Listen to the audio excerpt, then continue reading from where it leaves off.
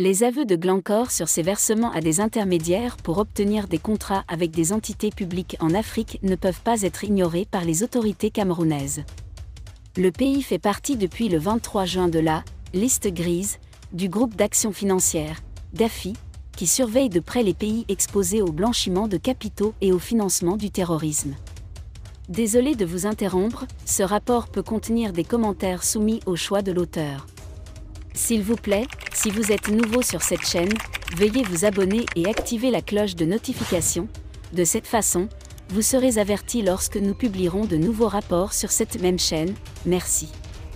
10 jours auparavant, l'Initiative pour la transparence dans les industries extractives, IT1E, qui organisait une conférence à Dakar les 13 et 14 juin, a appelé officiellement les gouvernements africains concernés à mobiliser toutes les ressources nécessaires pour engager des actions judiciaires communes contre Glencore et ses complices.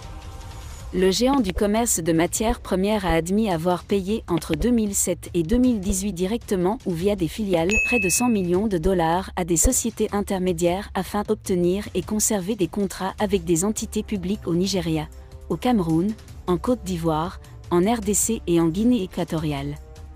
Kaveye Djibril, un pilier du régime Biya, de nouvelles révélations sur l'homme de Mada, le magazine panafricain Jeune Afrique a consacré un nouveau dossier au président de l'Assemblée nationale camerounaise, Kaveye Djibril.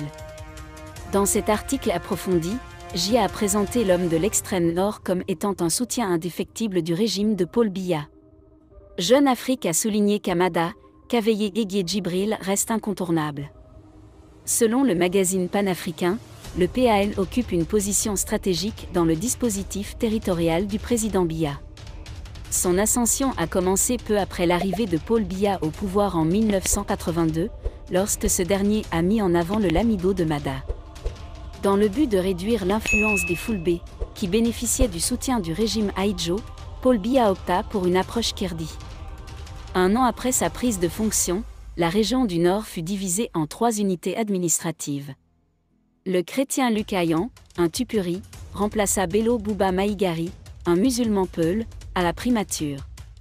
La même année, Kaveye Djibril fut promu 2e vice-président de l'Assemblée nationale, a révélé Jeune Afrique. Jeune Afrique rappelle par ailleurs que lors des élections de 1992, la région septentrionale afficha son rejet de la politique de Paul Biya en votant majoritairement pour l'UNDP, un parti proche Aïdjo.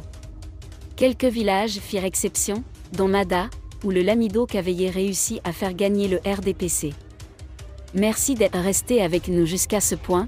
Comme toujours pour promouvoir la liberté d'expression, laissez vos opinions à ce reportage dans la section commentaires ci-dessous. Si vous avez aimé cette vidéo, merci de liker, partager, commenter et surtout vous abonner à la chaîne. Et on se retrouve très vite pour une prochaine vidéo.